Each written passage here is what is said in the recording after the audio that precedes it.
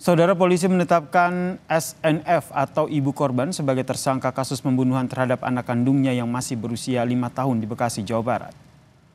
Penetapan ibu korban sebagai tersangka dilakukan polisi setelah melakukan gelar perkara hari ini, saudara. Tim penyidik Satreskrim Polres Metro Bekasi Kota saat ini telah memeriksa 5 saksi. Di antaranya, saudara, ayah korban, kerabat, dan juga petugas keamanan. Penyidik kini juga tengah memeriksa suami tersangka atau ayah korban. Saat ini, saudara, polisi masih mendalami motif pembunuhan dan kondisi kejiwaan dari tersangka. Ini orang ngontrak, Bi. Dia sini ngontrak. Itu saudari SNF atau ibu dari korban itu telah ditetapkan sebagai tersangka. Ya, berdasarkan bukti yang cukup yang ditemukan oleh penyidik.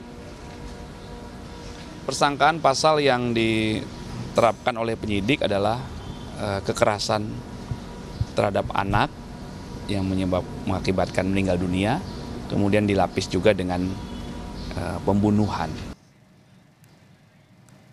Hasil pemeriksaan psikologi sementara, saudara, tersangka atau ibu korban mengalami gangguan halusinasi dan terindikasi gejala skizofrenia, sehingga menyulitkan polisi untuk menggali motif pembunuhan oleh tersangka. Polisi menyebut suami tersangka pun mengakui jika terdapat tanda-tanda keanehan dari sang istri sejak 2 bulan terakhir seperti sering berhalusinasi.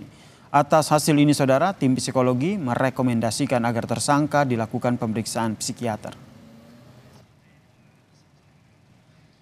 Ada pelaku terindikasi gejala skizofrenia yang nampak dialami oleh si pelaku, yaitu dapat dijelaskan yaitu gangguan emosi, delusi, halusinasi, pikiran terorganisir, dan gangguan persepsi. Nah, ini yang hasil dari pemeriksaan psikologi tim psikolog dari DP3A Kota Bekasi.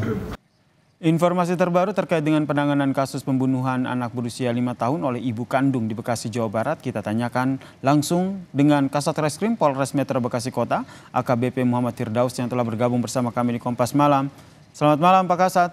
Jadi bagaimana perkembangan penanganan kasus ini hingga saat ini?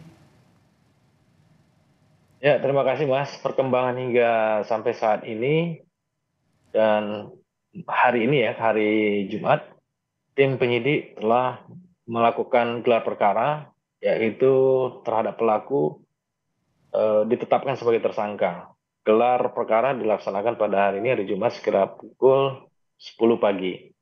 Selanjutnya juga hari ini juga sudah dilakukan pemeriksaan terhadap bapak korban, yaitu juga suami dari pelaku, yang mana hasil pemeriksaannya hari ini, yaitu dalam 2 bulan terakhir ini pelaku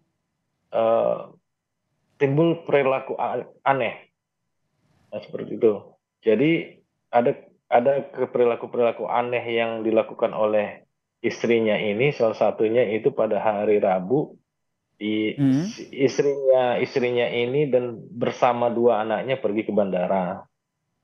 Nah, kemudian dari bandara diketahui oleh suaminya melalui security bandara bahwasannya dia mau pergi ke luar negeri tapi tanpa paspor dan tiket. Namun pihak dari keamanan bandara langsung menghubungi suaminya, memberitahukan bahwasannya istrinya dan 2 anaknya sedang ada di bandara. Nah, dari informasi tersebut suaminya kaget karena tidak ada pemberitahuan terlebih dahulu kepada suaminya. Oke. Nah, setelah itu dia difasilitasi kembali ke Bekasi, tidur di salah satu hotel, kemudian jam 11 check-in di hotel, kemudian masuk ke kamar. Pada saat itu sempat suami melakukan video call dengan istrinya yang waktu itu di dalam kamar hotel. Nah, setelah itu pukul 3 pagi, ini udah masuk hari Kamis, tanggal 7 Maret, pukul 3 pagi, istri dalam hal ini pelaku keluar dari hotel tanpa memberitahu resepsionis.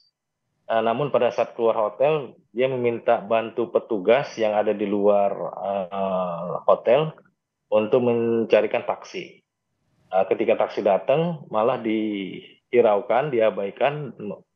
Si istrinya ini dan 2 anaknya berjalan kaki menuju ke rumahnya. Nah, ketika saat itu dihubungi oleh suaminya, si istri dan 2 anaknya ini tidak bisa berkomunikasi. Nah, ketika jam 10 pagi dihubungi istrinya dan diketahui, direspon oleh istrinya bahwasanya ditanya di mana, ada di rumah, dan kemudian ditanya di mana anak tersebut sudah di surga, seperti itu. Nah, kemudian pelaku mengutus saksi NA untuk melihat kondisi keluarganya, yang mana pada saat itu saksi NA yang pertama kali ke rumah itu awalnya tidak diizinkan masuk, setelah negosiasi berhasil masuk. Akhirnya berhasil Kemudian masuk. Iya. Dan Kemudian mendapati anak dalam kondisi meninggal dunia ini ya. iya, benar. Melihat kondisi seperti ini, apa tindakan yang dilakukan oleh polisi selanjutnya? Termasuk melakukan pemeriksaan psikiatri? Ya, jadi setelah kita amankan pelaku ke Mapores, kita langsung berkoordinasi dengan KPAD Kota Bekasi dan juga DP3A Kota Bekasi. Mereka menurunkan tim psikolog yang mereka melakukan pendampingan terhadap pelaku, kemudian juga dari DP3A melakukan pemeriksaan psikologis terhadap pelaku, yang mana hasil dari pemeriksaan psikologis pelaku terindikasi gejala schizophrenia, yang mana terdapat delusi dan halusinasi, yang disarankan oleh tim psikolog DP3A untuk dilakukannya treatment ke psikiatri, yaitu memeriksa kesehatan jiwa. Nah, ini untuk mengetahui motif dari si pelaku melakukan, memang ini keterangannya kan masih berhalusinasi ya, kadang-kadang sadar, kadang-kadang tidak. Nah, ketika sadar, kami bertanya mengapa Anda melakukan itu, karena ada bisikan gaib. Nah, seperti itu. Oke, saat ini memang kondisi pelaku mengalami gejala skizofrenia dan masih dalam pendalaman psikiater ya. Kita nantikan seperti apa update dari penyidikan kasus ini. Terima kasih.